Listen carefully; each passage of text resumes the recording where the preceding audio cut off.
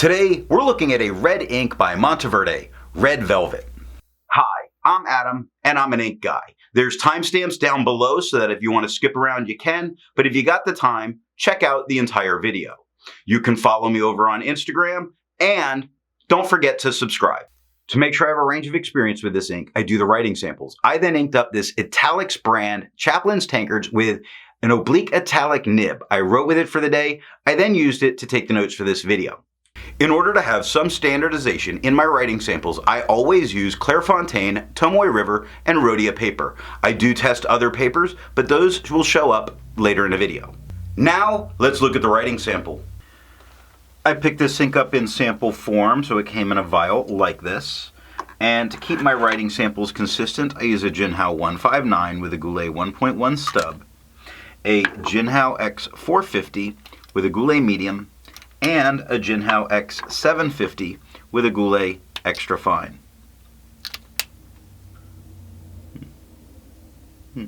Weird. Let's take a look at the Clairfontaine. We get no bleeding, no ghosting. The 1.1 has no feather spread, halo sheen. It does offer some spots of shading that are going on.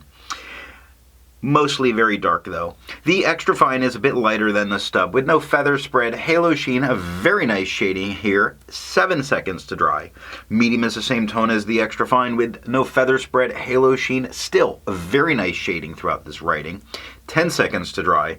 The scrubby for both do show us some color variation in the left to right, and we do get it in the writing. Tomoe River. No bleeding, normal Tomoe River ghosting. The 1.1 has no feather spread, halo sheen. It does offer some shading. The extra fine is lighter than the stub with no feather spread, halo sheen. Very nice shading here.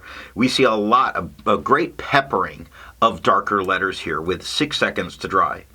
Now, medium is darker than the extra fine, just a little bit lighter than the stub with no feather spread, halo sheen. Very nice shading here. 13 seconds to dry. Scrubby for both left to right do show some good color variation, and we get it in the writing. And Rhodia, with no bleeding, no ghosting. The 1.1 has no feather spread, halo sheen, a very light amount of shading, but there is some there.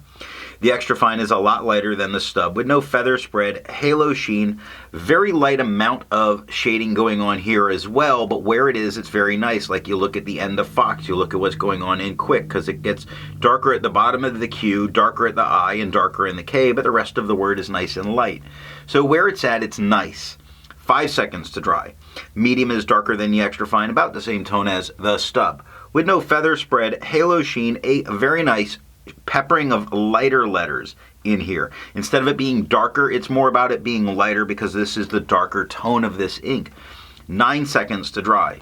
Now the scrubby for both in the left to right do show some color variation, and we do get it in the writing. I agree with Vita that we learn a lot by doing multiple chromatographies.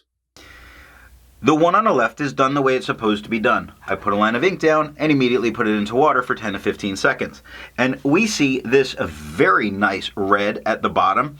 Now that's not pink at the bottom pushing its way up to red. It's a very watered down part of this red. We can see that because of how nicely it grades into the red.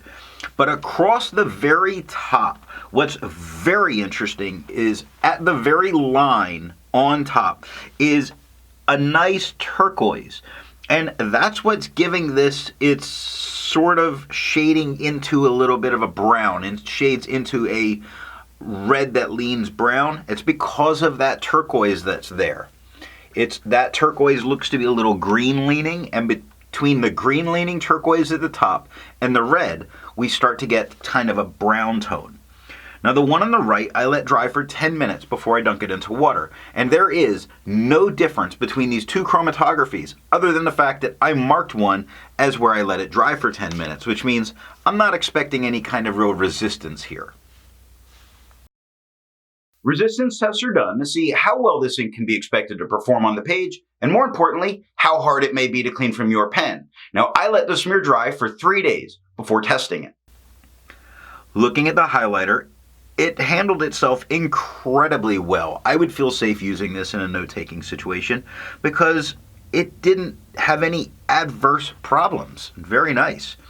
Now water with only 30 seconds, you see a line of where it has started to break it down enough that you're seeing the white of the paper in a line that starts at the bottom and pushes its way almost through the center moving up. And this is only 30 seconds of water just sitting on the surface.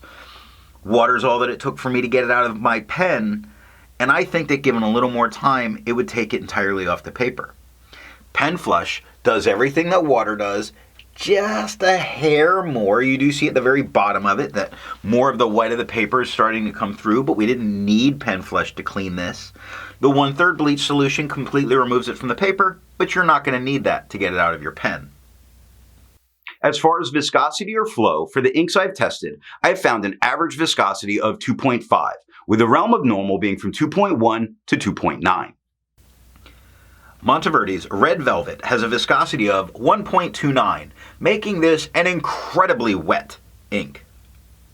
To find my average dry times, I use my writing samples done on Clairfontaine, Tomoe River, and Rhodia paper. I average all of those. Now, for the inks I've tested, I found an average dry time of 17 seconds, with the realm of normal being from 13 to 21 seconds. Monteverde's Red Velvet has an average dry time of 8 seconds, so it's incredibly wet and a very fast drying ink. Instead of finding inks that look like Monteverde's Red Velvet, I would prefer to find an ink that complements its color on the page. Now, it was the turquoise bit at the top of that chromatography that made me want to go with a turquoise ink as its complement, so I chose Robert Oster's Marine. The second writing sample is done on TWSBI, Fabriano, and a composition notebook like you would use in science class. Here we're looking at TWSBI notebooks. No bleeding, minor ghosting. The 1.1 has no feather spread, halo sheen, very minor shading, but you do see peppers of darker spots, a peppering. The extra fine is lighter than the stub with no feather spread, halo sheen, much more shading than we got with the extra fine. It's very nice. Medium is darker than the extra fine, about the same tone as the stub, with no feather spread, halo sheen, a light peppering of shading going on here. Very light peppering, just like with the stub. 10 seconds to dry.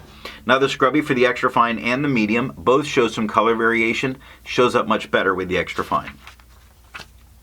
Fabriano Echo Qua.